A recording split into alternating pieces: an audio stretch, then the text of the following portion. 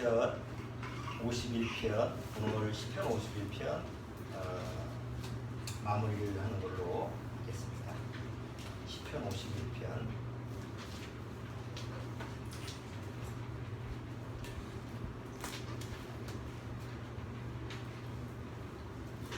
자, 10편 51편 우리가 지난주에 세 번째 시간을 다루면서 그 죄라고 하는 부분에 대해서 죄를 죽일 것이냐 아니면 죄에 대해서 내가 죽는 것이냐 이런 부분을 우리 같이 한번 살펴봤죠.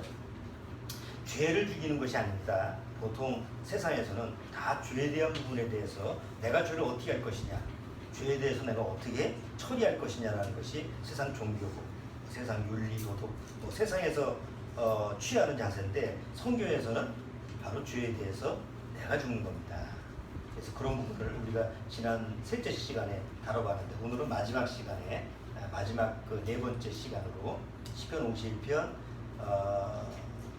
뭐 앞에 줄을 쭉 해봤으니까 10절서부터 끝절까지 10절부터 끝절까지 같이 한번 쭉 한번 읽어보도록 하죠. 하나님이여 내 속에 정한 마음을 창조하시고 내 안에 정직한 영을 새롭게 하소서. 나를 주 앞에서 쫓아내지 마시며 주의 성실을 내게서 거두지 마소서. 주의 구원의 즐거움을 내게 회복시키시고 자원하는 신용을 주사 나를 붙드소서. 그러하면 내가 범죄자에게 주의 도를 가르치리니 죄인들이 주께 돌아오리이다.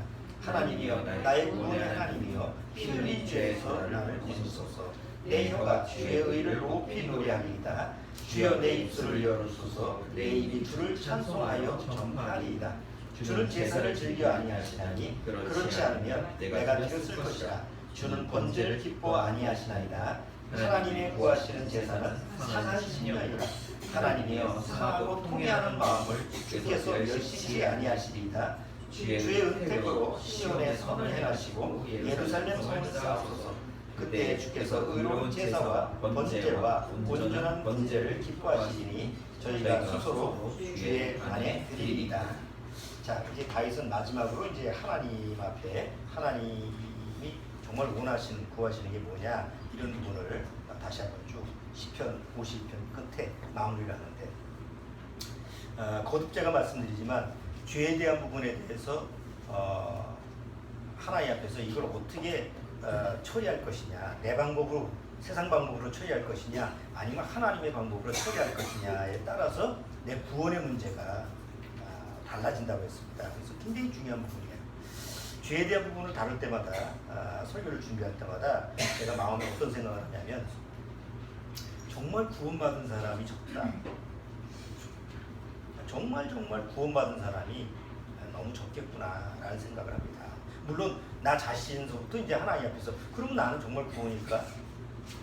이렇게 뭐 죄에 대해서 설교를 하고 뭐 복음에 대해서 설교를 하는 나는 정말 하나님 앞에서 온전한 구원을 받은 자일까?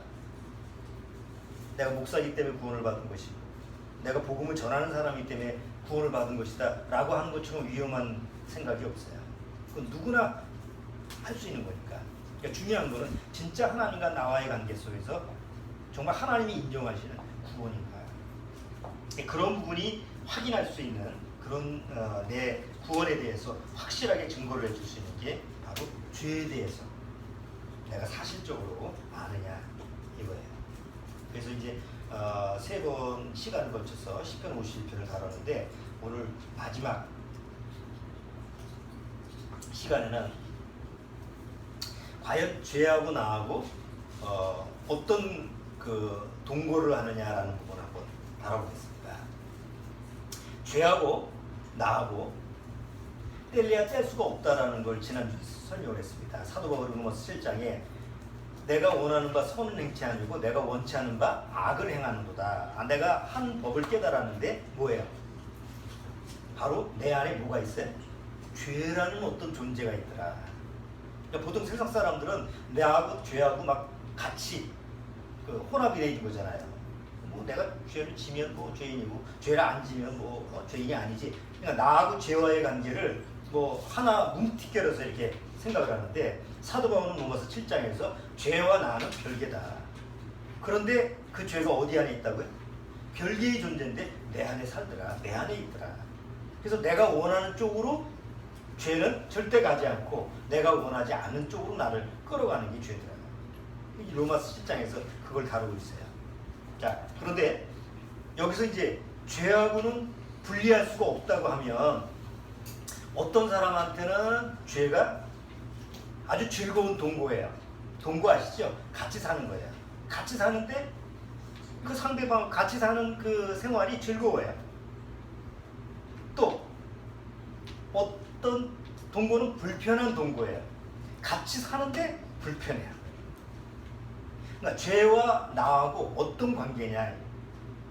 그게 내가 정말 하나님의 죄사함을 받고 죄에서 해방, 자유를 얻은 사람이냐 아니면 아직도 죄 속에 있는 사람이냐라는 것을 가늠할 수 있는 기준이 됩니다. 지난번에 몇 년 전이에요. 제가 텔레비에서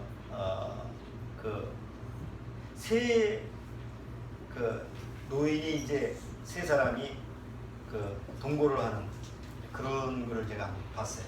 저 강원도 횡성이라고 하는 데인데 87세 할아버지고 한 살이 더 많아. 연상이야. 할머니는 88세야. 두 부부가 이제 결혼을 해가지고 이제 같이 이제 함께 살자고 이렇게 했는데 그때 당시가 이제 88세니까 6.25를 겪잖아요. 그 할아버지가 아들을 하나 뒀는데 그 부부가 아들을 하나 뒀는데 전쟁 때 할아버지가 이제 나갔어요. 전쟁에 나갔어요. 군인으로 나갔어요. 나간 사이에 아들이 어린 아들이 죽었어요. 그 집안이 할아버지가 3대 독자인데다가 아들이 하나 있는데 너무 귀한 거라. 근데 그 아들이 죽었으니까. 근데 그 당시 그랬잖아요. 옛날에는 그 집에 아들이 없으면 대가 끊기니까. 그래서 뭐 지금 한 80대 되신 그 당시에는 그러면 어떻게 할까 그래서 이제 할아버지 할머니가 의논을 한 끝에 그러면 이제 부인을 새로 들여서 아들을 낳자. 그래서 새 부인을 얻게 됩니다. 이 남편을 잃은 한 부인인데 아마 그 아는 사람 중에서 그래서 이제 아들을 하나 얻기 위해서 이제 아내를 하나 더 얻는 거죠. 동의하에 긋는 거예요. 그 대신 할머니가 조건을 걸어놨어요. 무슨 조건을 걸었느냐? 셋이 함께 살자. 뭐 죽이 되든 밥이 되든 어쨌든 셋이 같이 살아야 된다. 그래 이제 그 조건으로 이제 같이 살게 됐어요. 그리고 다행히 아들을 낳았어요. 두 번째 부인을 맞이해서 아들을 낳고 함께 51년을 살았어요. 51년을 살았는데 왜 텔레비전에 나왔느냐? 셋이 그러니까 할아버지 남편 하나에 아내 둘이잖아요. 그 셋이 이제 50년을 살았는데 동네에서도 그렇게 사는데도 뭐 문제가 없이 잘 살더라 뭐 이렇게 소문이 자자했는데 할머니가 이제 그 첫 번째 부인 할머니가 치매에 걸리셨어요. 치매에 걸려서 병원에 갔는데 이제 병원의 의사가 뭐라고 진단했냐? 왜 치매가 왔느냐? 심한 스트레스 때문에 할머니가 치매가 왔다. 그 외형적으로 봤을 때는 둘째 부인을 맞이해서 같이 한 집에서 사는데 전혀 문제가 없이 살았는데 동네 사람들도 저 어떻게 저렇게 사는데 문제가 없을까? 서로 뭐 사이가 좋고 옛날에는 첩첩지간이라고 하잖아요. 원수지간인데 그렇게 가정이 화목할 수가 없고 아들 하나도 뭐 어머니 둘을 모시는데 뭐 잘하고 뭐 그래서 동네 소문이 아주 좋다고 파다했는데 할머니가 치매가 걸려서 원인을 찾아보니까 심한 스트레스성으로 치매를 치매에 진단을 받으니까 이제 할아버지가 이제 충격을 받은 거예요. 별 문제가 없다고 생각했는데 그래서 이제 그때 할아버지가 이제 자기 부인한테 그 미안함, 그 죄책감, 그것 때문에 괴로워하는 그리고 이제 둘째 부인한테도 미안함 그런 장면을 이제 텔레비전에서 한번 한 적이 있어요. 불편한 동거지. 외형적으로 봤을 때는 어쩔 수 없다고 하지만 사실은 같이 산다라는 게 외형적으로는 뭐 잘 사는 것 같은데 심리적으로 봤을 때는 어때요? 치매에 걸릴 정도로 심한 스트레스를 받는 거죠. 그러면 뭐 첫째 부인은 그렇다 주고 둘째 부인은 뭐 마음이 좋았겠어요? 똑같이. 그러니까 이런 게 이제 불편한 동거의 하나의 예예요. 여러분 한번 생각해 보세요. 우리가 지난주에 죄는 죽이는 것이 아니라고 했어요. 죄는 죽일 수가 없어요. 그래서 죄에 대해서 내가 죽는 방법을 하나님은 성경을 통해서 우리한테 주셨다고 합니다. 왜? 절대 내 죄와 나는 떨어질래야 떨어질 수가 없습니다. 왜 그렇죠? 왜 죄하고 나하고는 떨어질래야 떨어질 수가 없어요? 다윗은 그것을 깨닫지 못했죠. 예전에 시편 51편에서 우리의 아내를 범하고 또 살인을 하고 이런 그 죄를 저지르기 전까지는 다윗도 어떤 생각을 했냐면 뭐 내가 죄 안 지려고 노력하면 또 하나님 앞에서 열심히 율법 지키고 뭐 죄 안 짓고 살려면 또 마음 먹으면 되는 거 아니야? 이런 식으로 내가 죄를 어떻게 할 수 있다라고 하는 이런 생각을 살았어요. 아니 구원받은 이후에도 그런 생각을 가지고 있는 사람이 제법 있어요. 그런데 다윗이 이 사건을 빌미로 이 사건을 기회로 뭘 깨닫게 돼요? 아, 나하고 죄하고는 뗄래야 뗄 수가 없는 관계구나. 왜? 나는 죄악 중에서 출생하고 죄 중에서 잉태가 됐고 어머니가 나를 낳으신 어머니가 죄 가운데서 나를 낳았기 때문에 죄하고 나하고는 아예 혼연일치다. 뗄래야 뗄 수가 없다라는 걸 깨닫게 되잖아요. 그게 죄의 실체죠. 그래서 이제 지난주에 뭐라고 했어요? 그러면 어떻게 해야 되느냐? 하나님 내가 죄하고 떨어질래야 떨어질 수가 없는데 어떻게 했으면 좋겠습니까? 내 안에 바로 정한 마음을 주시고 내 안에 바로 그 영을 다시 살리시고 바로 지혜를 좀 하나님이 주셔서 이 죄에서 좀 벗어날 수, 죄에서 자유를 좀 얻을 수 있게끔 해달라고 간구를 했다라고 하는 것을 우리 지난주에 살펴봤습니다. 자, 그러고 나서 이제 오늘 네 번째 시간에서는 그럼 다윗이 하나님께 용서함을 받았어요, 안 받았어요? 용서를 받았습니다. 나단 선지자가 와서 하나님이 당신의 죄를 사하셨습니다. 그러니까 나단 선지자가 와서 시편 51편을 기록했다고 가로에 보면 시편 51편에 뭐라고 돼 있어요? 다윗이 밧세바와 동침한 후 선지자 나단이 저에게 오네. 나단 선지자가 와서 하나의 비유를 얘기하면서 큰 부자가 있었는데 손님이 왔는데 그 자기 집에 그 많은 양 중에서 대접을 안 하고 그 양 한 마리밖에 없는 가난한 젖을 뺏어가지고 했습니다. 이제 비유를 하니까 다윗이 막 노발대발 화를 냈잖아요. 그때 당신이 그 사람이라고. 그러면서 이제 다윗이 하나님 앞에서 죄를 깨닫고 하나님 앞에 정말 회개하는 그런 모습을 우리가 보게 되는데 그때 이제 기록한 게 시편 51편이잖아요. 그럼 시편 51편에서 다윗이 뭐라고 얘기하느냐? 하나님 이 죄에서 자유함을 얻게 해달라고 할 때 하나님이 다윗의 죄를 사해 주셨어요. 자, 다윗은 죄에서 자유함을 얻었어요. 자, 그런데 다윗이 죄에서 자유함을 얻은 이후에요. 시편 51편 이후에 다윗은 행복하게 살았습니까? 여전히 죄의 죄 속에서 그냥 사는 거예요. 자기 죄 속에서 사는 게 아니라 그 죄 가운데서 살아가는 삶이 여전히 진행돼요. 쭉 지나가다가 아들이 반역을 하고 그 암논이 자기 또 누이 동생을 범하는 사건 다 죄 속에서 일어나는 일이에요. 압살롬이 아버지를 반역해서 아버지를 죽이려고 해서 피난 가는 장면. 나중에 그 왕권 다툼으로 말미암아 자식이 싸우는 거. 계속 그 나머지 그 다윗의 후 말년을 보면 여전히 계속 그냥 죄 속에서 사는 거예요. 마지막에 다윗이 또 뭘 하죠? 인구조사를 하죠. 말년에 가서 인구조사를 해서 결국은 또 하나님 앞에서 또 하나님의 또 징계를 받게 되는 그런 모습을 우리가 보게 되는데, 그러니까 아니 죄사함을 받고 죄에서 자유함을 얻었어요. 시편 51편에 보면 정말 죄에서 자유함을 얻었어요. 그럼 죄하고 빠이빠이 해야 되잖아. 죄하고는 영원히 분리가 돼야 되는데 왜 여전히 다윗의 삶은 여전히 죄하고 동거를 하느냐. 구원받고 우리의 삶이 똑같은 거예요. 난 구원받았어요. 예수 그리스도로 말미암아 내 죄가 다 사해졌고 이제는 죄에서 자유함을 얻었어요. 더 이상 죄의 종노릇 할 필요가 없어요. 그럼에도 불구하고 구원받은 이후에 여전히 나는 뭐하고 같이 살아요? 여전히 내 죄하고 같이 살아요.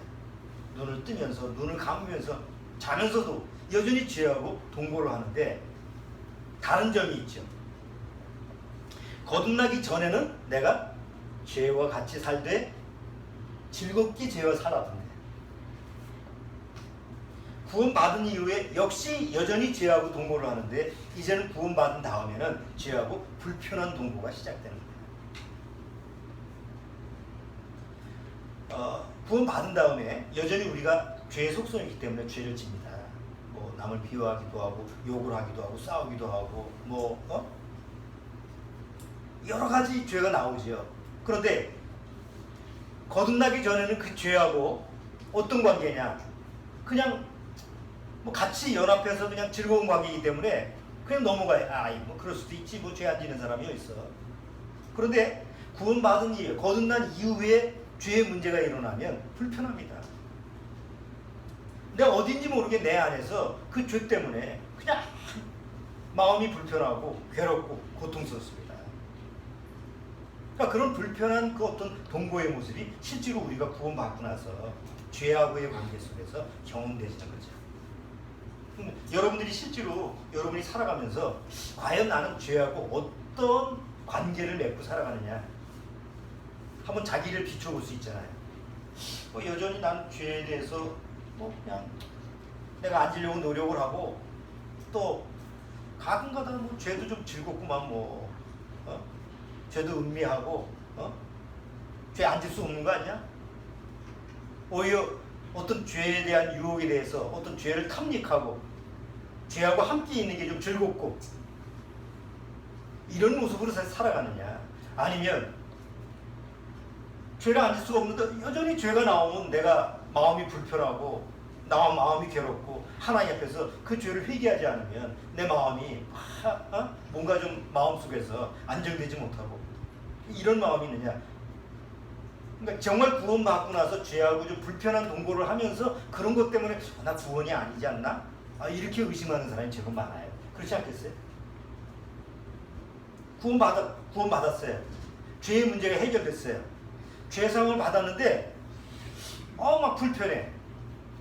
죄의 문제가 내 안에서 막 자꾸 나를 막 지적을 하고 너 구원받았는데 이래냐 저래냐 막 송사가 들어와. 막 불편해.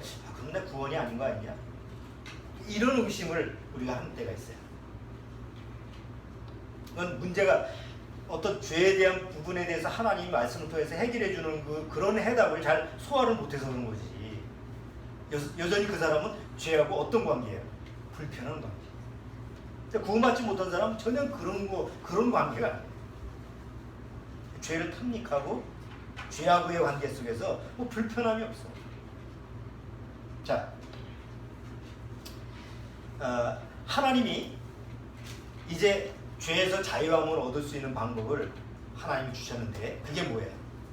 죄에서 자유함을 얻을 수 있는 하나님이 주시는 방법이 뭐죠?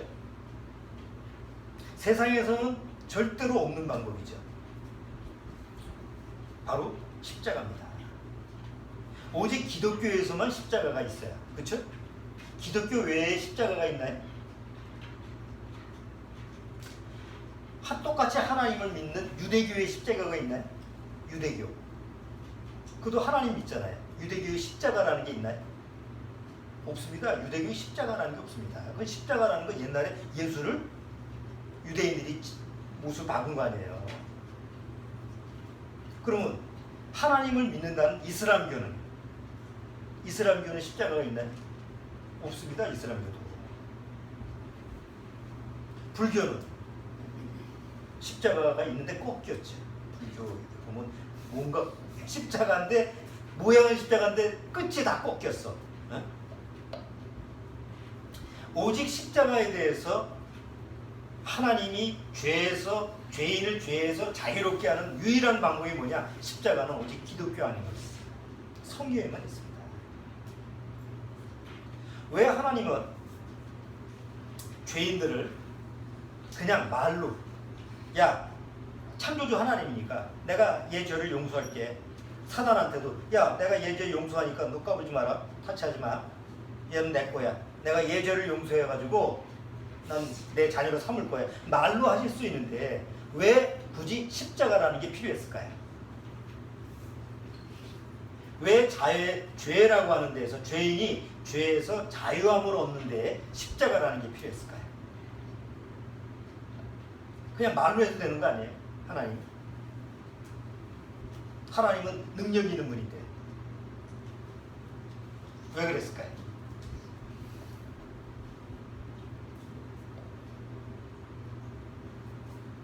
자, 죄에 대해서 하나님이 선포하신 말씀이 있습니다.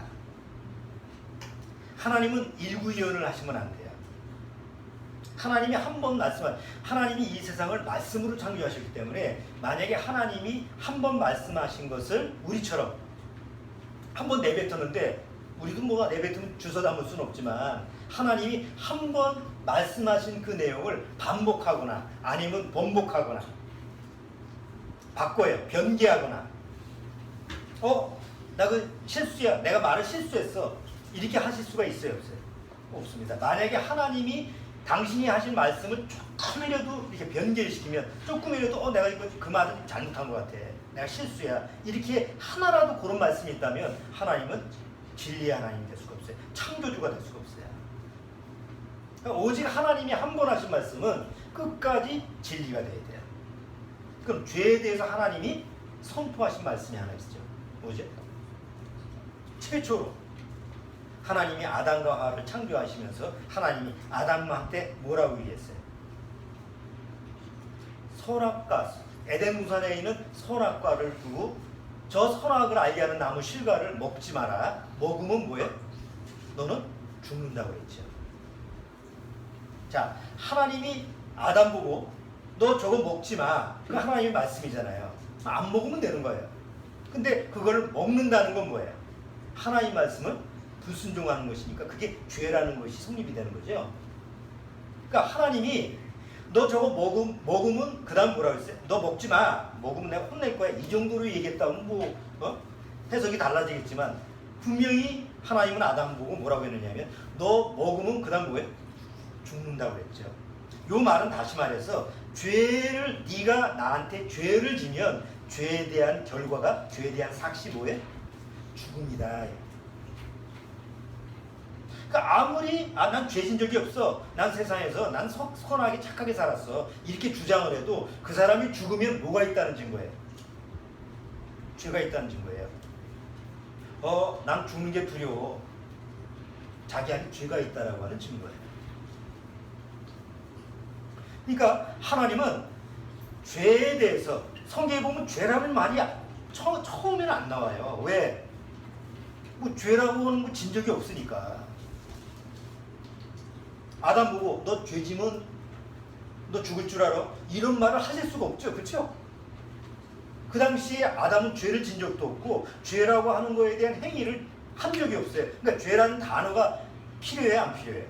죄라는 단어가 필요가 없어요. 죄를 안 지는데 죄라는 단어가 왜 필요하겠어요? 그래서 하나님은 아담 보고 죄 지면 너 죽는다 이런 말이 아니고 선악을 알게 하는 나무 실과를 먹지 마. 먹으면 너는 뭐해? 죽어. 먹으면 그게 죄가 되고 그 죄에 대한 결과는 바로 죽음이다. 그래서 하나님은 처음부터 뭐라고 그랬어요? 죄의 삭은 사망이에요. 우리 로마서에 뭐라고 되어 있어요? 죄의 삭은 사망이라고 되어 있어요. 죄의 결과는 사망이에요. 하나님이 한 번 말씀하신 것은 다시 변기할 수 없다고 그랬잖아요. 자, 이제 보세요. 아담과 하와가 결국은 하나님의 말씀을 어기고 다 죄인이 되었어요. 죄인이 된 이후에 그 이후에 태어나는 모든 사람은 다 뭐예요? 죄 속에서 태어나요. 죄 가운데서 태어났어요. 그러니까 시편 51편에 그 얘기를 한 거예요. 다윗이. 우리가 다 죄 가운데서, 죄 중에서 태어났다고. 그러니까 죄를 가지고 태어나니까 결국은 죽는 거 아니에요. 자, 그렇기 때문에 죄에서 하나님이 자유함을 얻게 하기 위해서는 하나님은 하나님이 말씀하신 것을 지켜야 돼요. 만약에 하나님이 말씀하신 걸 지키지 않으면 사단이 하나님한테 따질 수가 있어요. 하나님, 처음에 하나님이 뭐라고 그랬어요? 당신의 형상을 닮은 인간한테 뭐라고 하셨습니까? 사단은 기억력이 뛰어나죠. 당신이 형상을 닮은 인간에게 첫 번째 하나님이 말씀하시기에 저거 먹으면 죽는다고 하지 않았습니까? 그래서 먹었기 때문에 어떻게 했어요?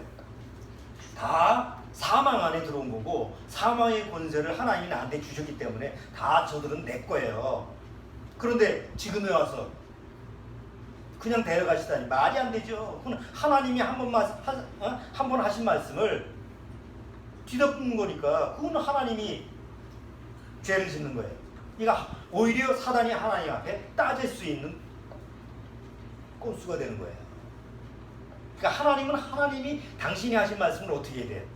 지켜야 돼요. 그러니까 지켜야 되려면 어떻게 해야 돼요? 죄인은 반드시 죽어야 돼요. 죽으면 어디 가요? 지옥 갑니다. 누가 있는 곳으로 가는 거예요? 사단이 가게 될 영원한 불못에 죄인들이 다 갈 수밖에 없는 게 하나님의 말씀의 근거에서 가는 거예요. 그러니까 하나님이 당신이 하신 말씀을 바꿀 수가 없지. 그래서 하나님이 방법을 마련하신 게 바로 뭐냐면 내가 대신 내려가서 죽어줘야 되겠다. 세상에서는 절대 이거를 받아들일 수가 없습니다. 여러분 생각해 보세요. 내가 지은 죄를 누군가 대신 죽어줄 수 있어요? 전에 제가 한번 얘기 드린 적 있죠. 전에 합천에서 우리 할아버지 한 분이, 물론 그 두 딸만 교회 나오고 할아버지는 불교를 믿었던 분인데 나중에 돌아가셨어요. 돌아가셔서 이게 돌아가시기 전에 이제 내가 그 딸들이 두 사람이 계속 교회를 나오니까 복음 좀 전해달라고 집에 와서 나보고 같이 식사하면서 할아버지한테 얘기 좀 해달라고 그래서 몇 번 그분하고 만나서 얘기를 했는데 그 양반이 굉장히 세상적으로 봤을 때는 자식들한테는 욕을 많이 먹었어요. 왜냐? 자식들한테는 별로 베풀지 않고 쓸데없이 남의 자식한테 베풀어. 그 참기름집을 했거든요. 저 합천 좀 들어가서 삼가라고 하는 3일장이 열려요. 시골 3일장은 굉장히 커요. 3일장에서 소미 참기름집을 했어요. 오랫동안 해서 굉장히 잘 돼요. 장만 쓰면 그 인근에 있는 그 사람들이 다 오니까 그 집에 가서 장날만 되면 그냥 새벽서부터 밤까지 냄새가 그냥 고소한 냄새가 진동을 해요. 그래서 그 돈을 벌어가지고 다 뭐 하냐면 장학 사업을 했어요. 자식들은 안 주고. 그 동네에서 좀 어렵고 이런 애들을 갖다가 장학금을 줘가지고 학교를 보내. 그럼 그분이 뭘 믿냐? 불교 배우는데 절에는 안 가. 왜? 다 저 땡중이라고, 다 저 돌팔이라고 하면서 자기는 자기 안에 자기가 믿는 부처가 있다고 하면서 이제 저하고 얘기하면서 얘기한 얘기예요. 두 분하고 이제 그분하고 몇 분 만나다 보니까 이제 나중에는 나하고 좀 마음을 좀 열고 얘기를 하더라고. 당신 얘기를 하더라고. 나중에 돌아가시기 전에 나하고 얘기하면서 무슨 얘기를 하냐면 내가 이제 복음 얘기하다가 할아버지의 죄를 누구도 대신할 수가 없습니다. 따님도 안 되고 누구도 안 되지 않냐고. 할아버지가 다른 사람 죄를 가지고 대신 죽을 수 있냐고. 안 된다고. 그래서 하나님이 아들을 보내서 할아버지의 죄를 대신 죽어주러 오셨습니다. 이렇게 일했더니 할아버지가 펄쩍 뛰면서 세상에 그런 법은 없습니다. 죽어도 내 죄를 내가 짊어지고 가야지. 내 죄를 내가 감당을 해야지. 내가 진 죄를 왜 남한테. 난 그런 거 싫다고. 아주 완강히 얘기하시더라고요. 그러고 나서 얼마 안 돼서 돌아가셨어요. 세상 사람들이 마음이 다 그런 마음이에요. 아니 내 죄를 내가 짊어지고 가는 거지 누가 짊어져. 그건 납득이 안 가는 얘기 아니에요. 여러분 십자가라고 하는 게 보통 교회 다니는 분들이 십자가 하면 다 그래 내가 믿는 거라고 생각하지만 근본 마음 바탕 속에서는 그 절대 안 믿어져요. 하나님이 믿게 해주기 전까지는 그건 믿을 수가 없는 얘기. 그렇죠? 여러분 생각해 보세요. 부모 자식 간에도 죄를 나눠 가질 수가 없어. 어떻게 내 죄를 대신해서 죽어줄 수 있냐고. 말이 안 되는 얘기 아니에요. 그런데 하나님은 그런 방법을 주셨어요. 왜? 그런 방법 말고는 다른 방법이 없거든요. 자세히 생각해 보세요. 내가 내 죄 때문에 죽잖아요. 내가 죽으면 천상 지옥 갈 수밖에 없어요. 그런데 내 죄를 이 세상에 누구도 죽어줄 수 있는 사람이 있어요? 없어요? 아무도 없어요. 누가 죽어준다고 해도 사단이 허락을 안 해. 야, 네 죄는 네가 네가 대가를 치르게 돼 있지. 사단이 허락을 안 해요. 사단이 권세 안에서. 그런데 하나님이 대신 와서 나의 죄를 대신해서 죽어주신다면 사단은 어떤 반응을 보일까요? 한번 사단의 마음을 한번 헤아려 보세요. 사단은 처음에 하나님의 가장 높은 천사장이었잖아요. 그러다가 왜 쫓겨났어요? 하나님 다리를 넘보다가 쫓겨난 거잖아요. 사단의 목적이. 그런데 어느 날 보니까 하나님이 저 죄인들, 내 손 안에 들어와 있는 죄인들을 위해서 대신 내 죄 속에 들어와가지고 대신 죽어준다고 그래. 그럼 사단 편에서는 어떻게 생각하겠어요? 자기 자리를 비우고, 하나님이 자기 자리를 비우고, 왜? 자기 죄 가운데 들어와서 대신 죽어준다니까. 인간처럼 육신의 모양을 가지고 이 세상에 와서 저 죄인들을 위해서 대신 죽어준다는 얘기를 사단은 이해할 수가 없어요. 납득할 수가 없어요. 그 누구도 사단도 납득할 수 없어요. 그렇죠? 우리가 베드로후서에 천사들이 나오죠. 천사들이 뭐라고 한다고 그래요? 하나님이 왜 죄인들을 위해서 저렇게 사랑해서 자기 몸까지도 십자가에 죽고 했는지 천사들도 이해할 수가 없다고 성경에 한번 보시죠. 베드로전서 1장 여기 손잡고 베드로후서에 있나요? 베드로전서에 있나요?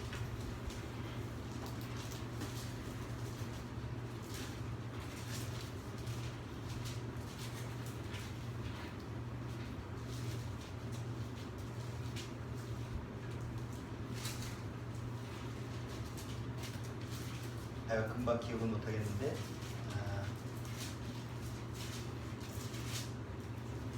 천사들도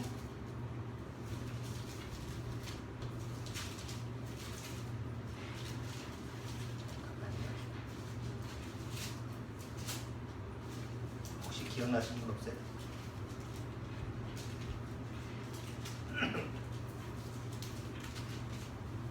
미리 준비하지 않고 갑자기 생각이 나면 이렇게 찾지를 못해요. 자, 가만 볼게요. 여기 있네. 12절. 베드로전서 1장 12절. 자, 1장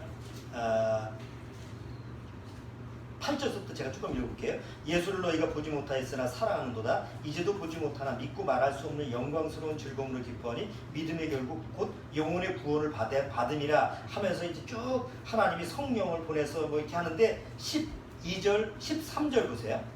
13절 주원이가 한번 읽어줄까?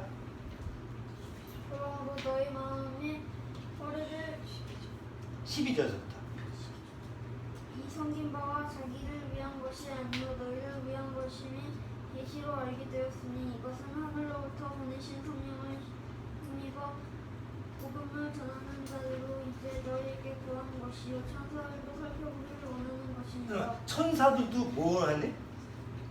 천사들도 살펴보기를 원하는 것이라는 게 뭐예요? 도대체 하나님이 왜 죄인을 위해서 저렇게 십자가에서 죽고 그 구원하기를 원하는지, 아니 천사들도 그걸 알고 싶어요. 근데 천사들은 알 수가 없어요. 왜 그래요?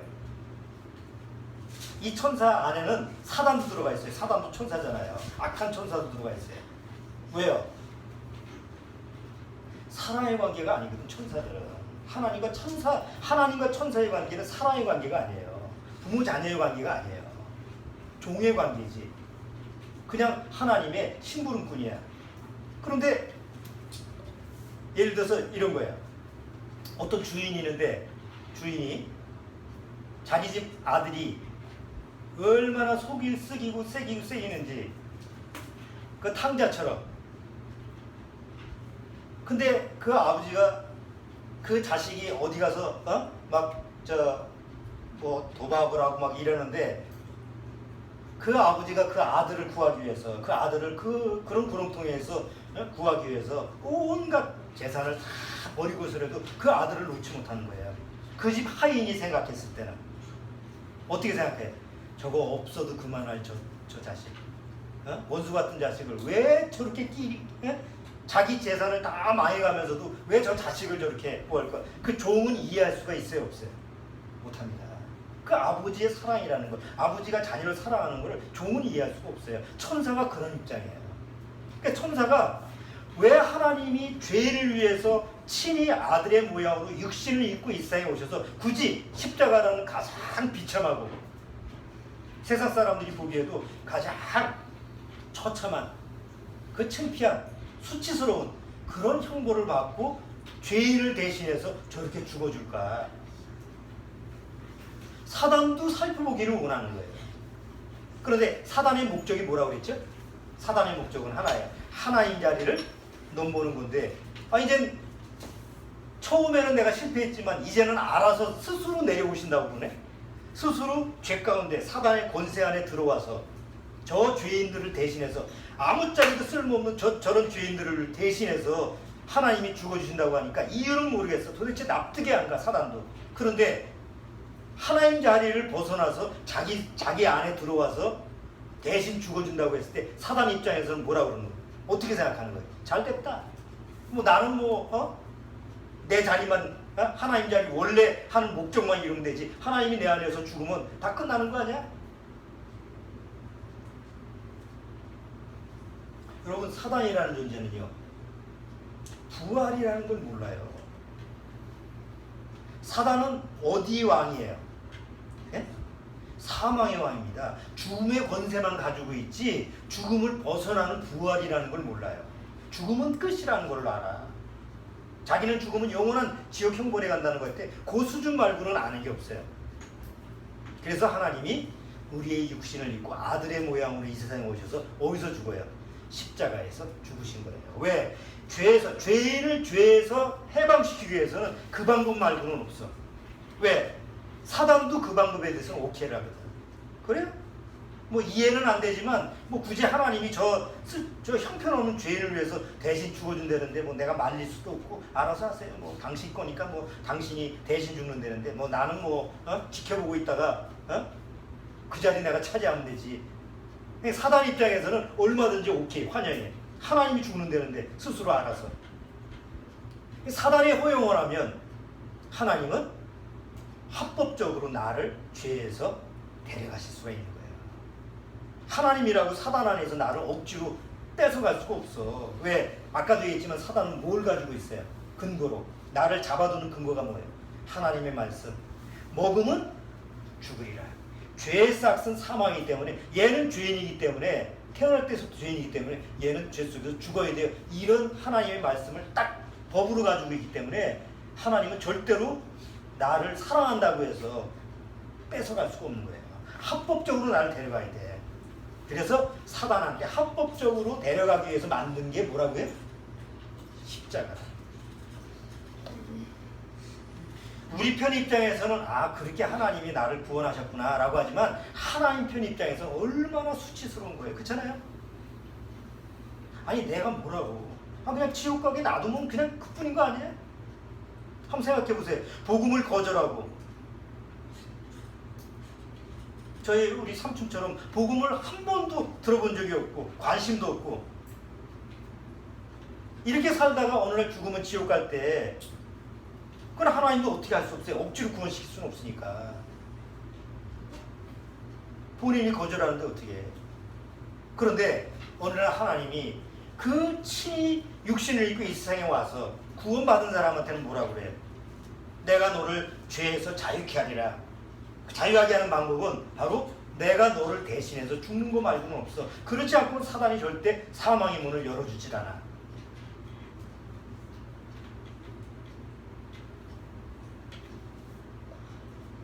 예수님이 이 세상에 십자가에서 죽었어요. 죽으면서 하나님은 거기다가 어떤 법을 거기다 넣어놨죠? 예수님이 죽을 때 나도 함께 죽는 법을 거기다 넣어놨어요. 그럼 사단 입장에서 볼 땐 잘 생각해 보세요. 사단 입장에서는 어차피 나는 죄에 대해서 죽을 놈아니에요. 근데 하나님이 와서 그것도 하나님만 죽는다고 하나님이 대신해서 죽는다는 것도 아니고 얘하고 같이 죽겠대. 사단이 이종성이라고 하는 나를 죄인을 딱 붙들고 있는데 얘는 가만 놔둬도 죄에 대해서 죽으면 나하고 영원히 지옥 가래야. 근데 하나님이 어느 날 얘 내 거니까 나 얘 대신에 죄에 대해서 대신 십자가에 죽을 거야. 그러세요. 그 대신 얘도 같이 죽을 거야. 마음대로 하세요. 뭐 어쨌든 죄 속에서 일찍 가나 미리 가나 뭐 죽는 건 뭐 내가 원하는 거니까. 사단 입장에서 막을 필요가 없는 거예요. 왜? 사망의 권세자니까. 근데 아까 사단이 뭘 모른다고 그랬죠? 부활이라는 걸 몰라요. 죽은 자 가운데서 살아날 수 있다는 걸 모르는 거예요, 사단은. 하나님은 그 능력이 있기 때문에 바로 십자가에서 그 하나님이 아들의 모양으로 죽을 때 나도 같이 죽게 하는 거예요. 그리고 사흘 만에 어떻게 되셨어요? 살아나셨어요. 살아날 때 누구도 같이 살아났어요? 나도 같이 살게끔 하신 거예요. 이게 나를 죄에서 자유함을 얻게 하는 유일한 방법이에요. 이거 말고는 다른 방법이 없어요. 여러분, 이거 말고 내가 죄에서 해방받을 수 있는 다른 방법이 어디 있어요? 없어요. 그러니까 다른 종교에서는 뭐 다른 십자가를 만들 수가 없으니까 역시 세상 종교에서는 하나같이 그래, 죄를 안 지려고 노력을 해라. 뭐 율법처럼 다른 그 불교에서도 교리가 있잖아요. 그래서 이런 거 만들어 놓고 지난주에 얘기한 것처럼 윤회설 같은 거 만들어 놓고 될 수 있으면 죄를 안 짓게끔 노력하게 하고 죄하고 좀 멀어지게 하고 이렇게 사람들로 하여금 죄하고 좀 거리가 좀 있게끔 생각하게, 죄를 의식적으로 생각하지 않게끔 이렇게 만드는 게 세상 종교지, 죄에서 완전히 분리되어 있어 죄에 대해서 완전히 죽는 그런 해답을 주는 것은 오직 성경밖에 없는. 천주교에서도 그러면 성경 믿잖아요. 여러분, 천주교에 가서 왜 구원받기가 힘든 줄 아세요? 성경을 얘기하면서 예수님이 십자가에 죽었다는 걸 얘기하면서도 자기가 예수님과 함께 죽었다는 사실은 믿지를 못하는 종교가 천주교예요. 그러니까 매일마다 가서 뭘 해야 돼요? 신부 앞에서 고해성사하죠? 고해성사라는 게 뭐예요? 내가 죄를 지면 누구 앞에서 죄를 회개를 하면 용서받는다는 거예요. 하나님 앞에, 사람 앞에. 사람 앞입니다. 여러분 생각을 해보세요. 사람 앞에서 죄를 구하면 100% 진실하게 죄를 구할 수 있어요, 없어요? 아무리 신부래도 안 됩니다. 그러니까 절대 죄사함이라는 건 있을 수가 없는데 성경을 자기 나름대로 이렇게 믿게 되는 거죠. 그래서 구원받기가 힘든 거예요. 근데 성경은 뭐예요? 기독교가 얘기하는 게 아니에요. 성경은 뭘 얘기해요? 너는 죄에 대해서 어떻게 하라?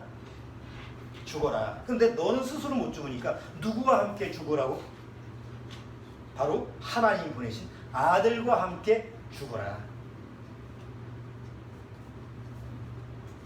하나님 다 들었는데요, 이해가 안 돼요. 다 들었는데요, 납득이 안 돼요. 나 십자가 믿어요. 예수님이 오셔서 내 죄를 다 십자가에서 죽으셨다는 건 난 믿어요. 그런데 이해가 안 돼요. 납득이 안 돼요. 여러분, 이게 납득이 되는 거예요? 이해가 될 수 있는 거예요? 아니, 하나님이 이 세상에 내 죄를 위해서 대신 육신을 입고 와서 죽어주신다는 그 자체가 이해가 되냐고. 사단도 이해가 안 되는데 어떻게 내가 이해가 돼요? 그래서 사도 바울은 그 사실을 뭐라고 썼느냐? 로마서 7장을 보시죠.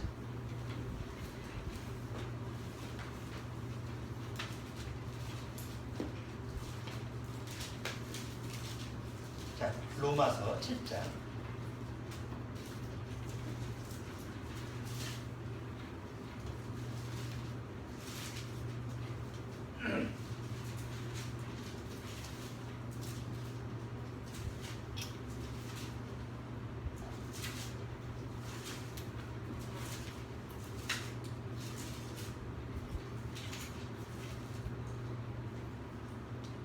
로마서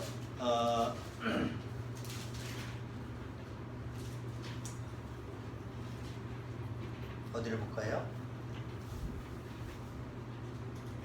자, 6장을 보시죠. 자, 6장 11절.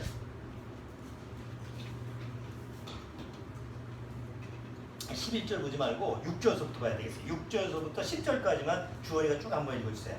어떤 내용을 지금 앞에 쭉 배경으로 지금 쓰고 있느냐. 자, 6절서부터 쭉 읽어보세요. 우리가 알거니와 우리 옛사람이 예수와 함께 십자가에 못 박힌 것을 죄의 몸이 멸하여 다시는 우리가 죄에게 노릇하지 아니하려 함이니 이는 죽은 자가 죄에서 벗어나 의롭다 하심을 얻었음이니라. 만일 우리가 그리스도와 함께 죽었으면 또한 그와 함께 살 줄을 묻노니 이는 그리스도께서 죽은 자 가운데서 사셨음에 다시 죽지 아니하시고 사망이 다시 그를 주장하지 못할 줄 아노라. 그의 죽으심은 죄에 대하여 단번에 죽으심이요 그의 살으심은 하나님께 대하여 살으심이니. 자, 됐어요. 11절은 내가 읽어줄게요.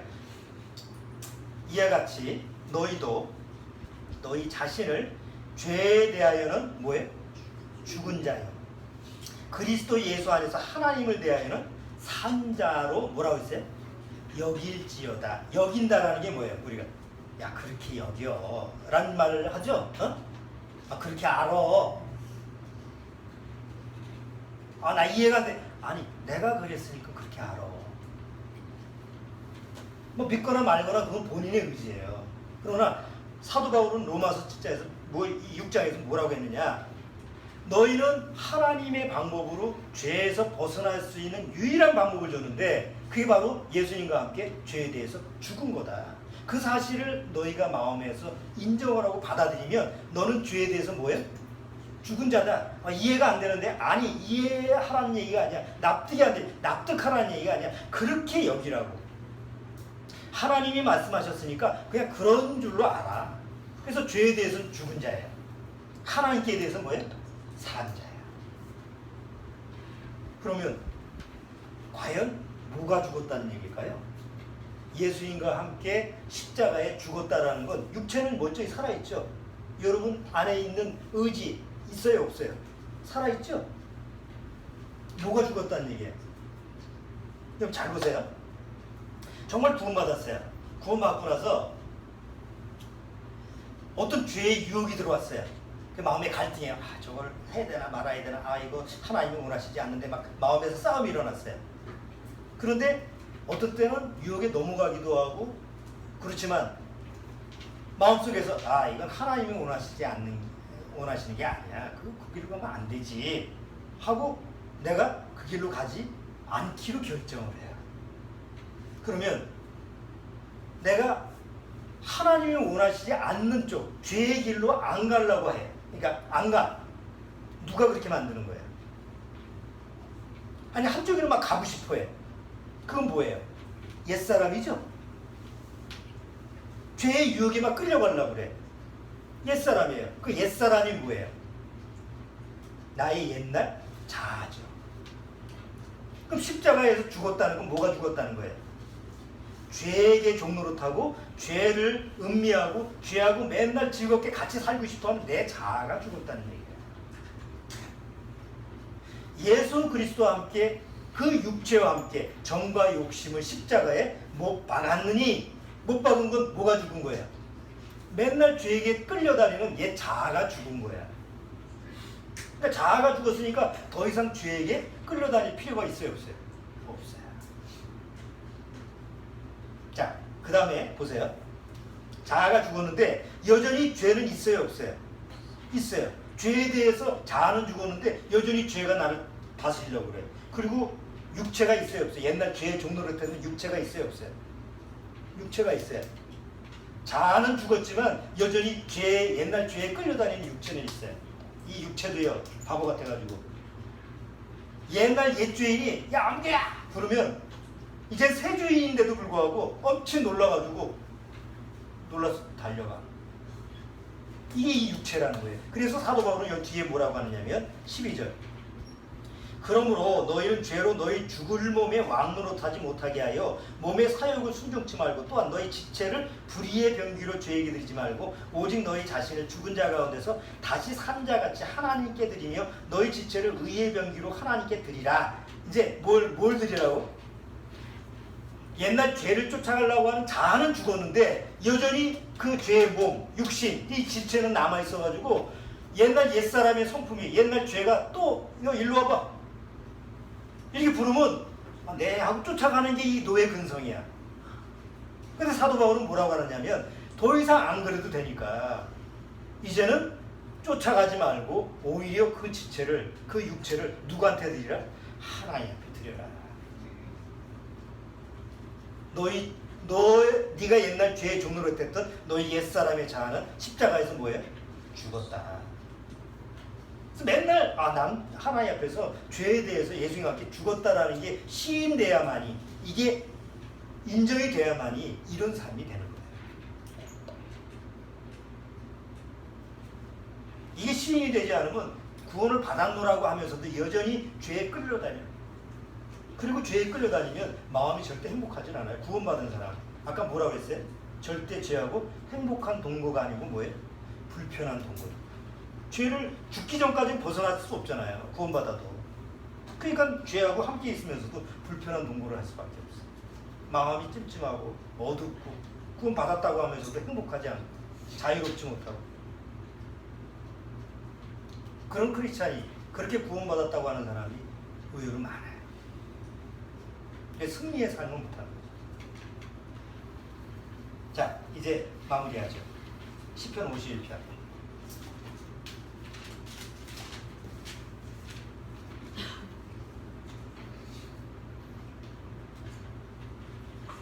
자, 시편 51편에 보면 다윗이 정말 죄에서 자유함을 얻은 증거가 뭘까요? 다윗이 진짜 죄사함을 받았어. 진짜 자유함을 얻었어. 죄에서 해방받았어. 내가 구원받고 죄에서 자유함을 누리는 증거가 있어요. 이 세 가지 증거가 다윗이 지금 하나님 앞에 기도하는 장면인데, 첫 번째가 뭐냐면, 보세요. 첫 번째,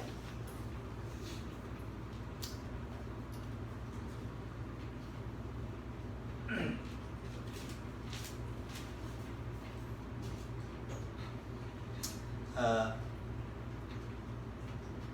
8절 보세요. 자, 8절 뭐라고 되어 있죠? 나로 즐겁고 기쁜 소리를 듣게 하사 주께서 꺾으신 뼈로 즐거워하게 하소서. 기쁨과 즐거움. 죄의 종로를 탈 때는 절대 기쁨과 즐거움이 없어요. 여러분, 죄도 일시적인 기쁨과 즐거움을 줍니다. 근데 만족을 줘요, 안 줘요? 못합니다. 죄의 기쁨과 즐거움은 그냥 탐닉하는 거예요. 뉴스 보셨죠? 모 판사가 몰카를 찍어가지고 경찰서에 잡힌 거. 판사 정도 되면 그냥 술집 가도 되잖아. 네? 누가 말릴 사람도 없고. 판사 정도 자기 주의나 뭐 드라마 보면 그거 많잖아. 네? 섹시집 가가지고 지금 하고 싶은 거 다 할 수 있잖아. 근데 왜 몰카를 찍어? 이상하잖아요? 왜 사람 심리가 그럴까? 아니, 판사 정도 되는데 왜 그런 짓을 할까? 그 뉴스 보면 그런 뉴스가 많이 나오잖아요. 아니, 뭐가 부족해서 저러지? 뭐가 만족이 안 되는 거예요? 죄의 기쁨과 즐거움이 만족이 안 되는 거예요. 절대 죄로서부터 오는 기쁨과 즐거움은 만족이 안 됩니다. 근데 다윗도 그렇죠. 일시적인 어떤 욕정이 생겨서 채웠는데 그게 만족되나요? 결국은 죄에 대한 쓴맛을 보고 고통을 맛본 거 아니에요. 우리가 세상에서 똑같습니다.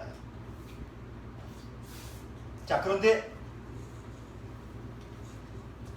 다윗은 정말 죄사함을 받고 죄의 해방을 받은 다음에 기쁨과 즐거움을 하나님 앞에서 누리게 해달라고 기도를 해요. 구원받은 사람은 이게 누려져요.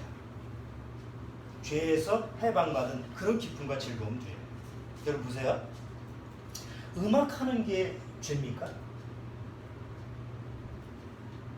미술, 이 그림 그리는 게 죄예요? 우리가 여러분들이 세상에서 취미생활 하잖아. 등산 가는 게 죄예요?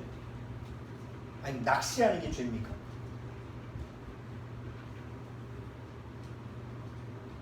아니, 우리가 세상에서 하는 일상생활에서 기독교인들은 다 그런 걸 죄라고 분류를 해요.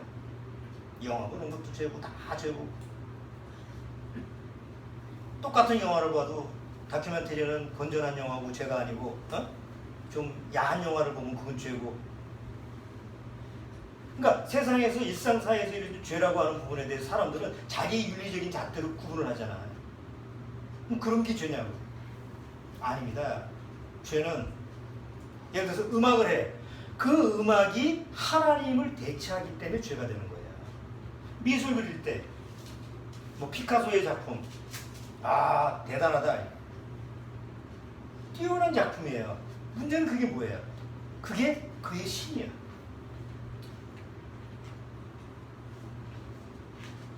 등산하는 건 아니 운동을 해서 자기 건강을 위해서 등산하는 게 뭐가 죄야? 문제는 그 산이 신이야. 낚시라는 취미가 신이야. 하나님을 대처하는 게 그게 하나님을 반역하는 죄 아니에요. 그러니까 죄라고 하는 것은 어떤 내가 이루어지는 어떤 결과물이 그건 죄의 열매들이고, 진짜 죄는 내 마음에 하나님을 마음에 두기 싫어하는 게 죄예요. 그런데 죄에서 자유함을 얻는 사람은 항상 마음에 뭘 둬요? 하나님을 주인으로 둬요. 하나님을 마음의 주인으로 두고 음악을 해요. 죄가 안 돼. 하나님을 마음의 주인으로 삼고 미술을 그려. 죄가 될 수가 없지. 하나님을 마음에 두고 등산을 가는데 산에 가보니까 정말 하나님의 오면 창조하심이 발견되고 살아계신 하나님이 발견. 낚시를 해도 마찬가지, 취미를 해도 마찬가지. 그러니까 하나님을 마음의 주인으로 모신 상태에서 모든 걸 하느냐, 하나님을 마음에 배제해놓고 모든 걸 하느냐에 따라서 달라지는 건데, 사람들은 그렇게 생각을 하는 거죠.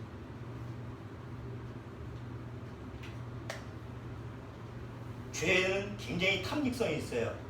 잠언서 9장 17절에 뭐라 그래요? 도둑질한 물이 달고 훔친 떡이 맛있다고 해요. 이상하죠? 똑같이 뭘 먹어도 훔쳐 먹는 게 더 맛있어. 옛날 설이, 지금은 애들 그런 거 있죠. 옛날 그 설이 하잖아요. 뭐 수박설이, 뭐 참외설이. 남의 밭에 가서 따먹었을 때 익지도 않은 거 따먹어도 맛있어. 훔쳐 먹는 거야. 그게 죄로서부터 오는 탐닉이에요. 어디 지나가다가 구멍 있으면 훔쳐보죠. 볼 것도 없으면서도 왜 훔쳐봐요? 죄로서부터 오는 탐닉은 항상 사람들 안에 뭔가 탐하는 마음을 줘요. 그래서 10계명 중에 마지막 계명이 뭐예요? 탐하지 말라. 1계명서부터 9계명까지는 다 지킬 수 있어. 근데 마지막 10계명은 누구도 지킬 수가 없어요. 그래서 마지막 탐하지 말라가 10번째 계명. 그거는 마음에서 일어나 탐심. 그런데 죄에서 자유함을 얻은 사람은 죄로 쫓아가는 자아가 죽었기 때문에 그거를 처리할 수 있는.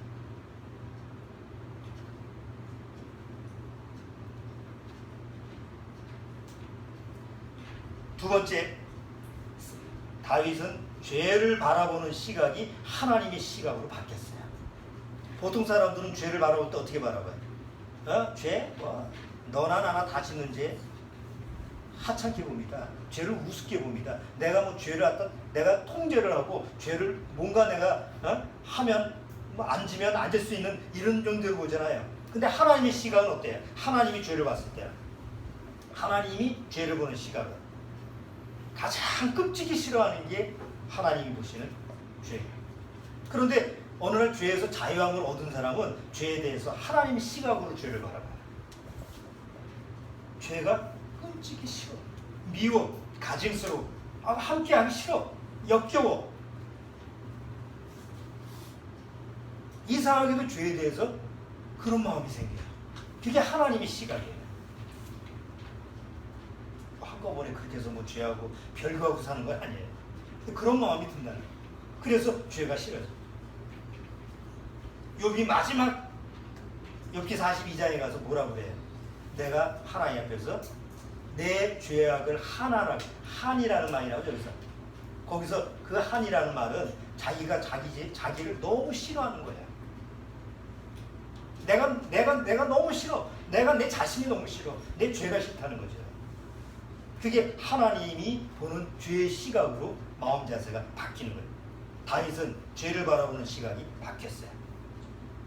죄를 옛날에는 죄를 바라보면 그러면 안 되는데 하면서도 쫓아가는 게 죄였지만, 죄의 유혹을 쫓아가 있지만, 이 사건 이후로는 죄하면 아주 그냥 징글징글하게 생각하는, 안 그렇겠어요?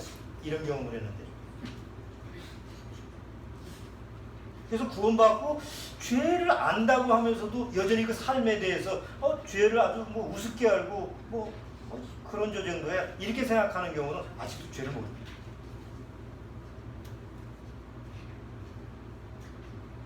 마지막으로 하나님이 원하는 사람은 누구냐라는 것을 다윗은 뼈저리게 합니다. 여러분 다윗이 이제 왕이 됐어요. 근데 성에 거하면서 다윗이 마음에 어떤 마음을 품었어요? 다윗이 나는 이 성전에 거하는데 왕이 돼서 성전에 거하는데 왜 하나님은 거하실 집이 없지? 자랄게나 누구 생각이에요? 다윗은 자랄게나 하나님 생각이었습니다. 우리 같은 그런 생각해요. 내 집, 내 별장, 내가 살 수 있는 공간만 편하면 좋지 뭐 하나님은 뭐 아무데나 계시면 되지 뭐 이렇게 생각하는데 다윗은 그런 생각이 아니에요. 나는 이렇게 좋은 궁전에서 왕으로 좋게 사는데 하나님은 거하실 거 없어서 텐트에 살고 그 마음이 늘 안 좋아. 그래서 다윗은 마음속에서 무슨 생각을 뭘 원해요? 하나님이 거하실 전을 지어야 되겠다라는 생각을 해서 나단 선지한테 얘기하죠. 그래서 하나님 뭐라 그래요? 너는 손에 피가 많으니까 너 때는 안 되고 네 아들 때에 짓게 하겠다. 하나님이 허락을 하면서 다윗은 준비를 합니다. 내 아들 때에 성전을 짓게 한다니까 알아서 짓겠지가 하는 게 아니라 다윗 때서부터 준비를 시작합니다. 성전을 지을 수 있는 준비. 그래서 금, 은, 자기 재산을 다 털어서 준비를 시킵니다. 차곡차곡. 누가 계산을 해보니까 그 당시 다윗이 성전 건축을 위해서 자기 재산, 금이나 은이나 이런 걸 모아놓은 총 금액이 지금 돈으로 한다면 50조 정도 된다고. 맞는 게 안 맞는지 모르겠어요. 금으로 환산해서 그 당시 이 역대 상을 보면 그 하나님 앞에 드리는 그 예물 금 몇 달란트 뭐 이게 쭉 나와요. 그걸 총 지금 돈으로 환산을 해보니까 뭐 50조가 넘는다고. 그러니까 어떤 어마어마한 것을 준비를 해요. 그럼 그게 하나님이 원하시는 거였어요? 다윗은 그렇게 생각했을지 몰라요. 내가 이 모든 전 재산을 다 바쳐서 하나님 위해서 다 써야지 이렇게 생각했을지 몰라요. 이 시편 52편 전까지. 근데 시편 51편 그 사건 이후로 다윗은 바뀌었어요. 하나님이 원하시는 그런 게 아니고 이게 뭐라고 했어요? 17절 같이 읽어보죠. 자, 17절 하나님이 구하시는 제사는 뭐라고요? 상한 심. 하나님이 원하시는 건 구원받기 전이든 구원받은 이후든 하나님이 원하시는 것은 상한 심이에요. 왜? 여전히 구원받아도 나는 죄 때문에 뭐해요? 죄 때문에 속상하고 죄 때문에 마음이 상하고 죄 때문에 마음의 상처를 받고 여전히 죄의 영향을 받는 게 구원받은 이후의 삶이잖아요. 그러니까 구원을 받아도 여전히 내가 그 죄에 대해서 벗어날 수 없으니까 늘 하나님 앞에서 어떤 심령으로 서라고? 아주 나는 이제 됐어. 난 하나님 앞에 대단해. 이런 게 아니고 상한 심령으로 서라. 하나님 앞에 항상 상한 심령으로 서는 게 하나님이 원하시는 거예요.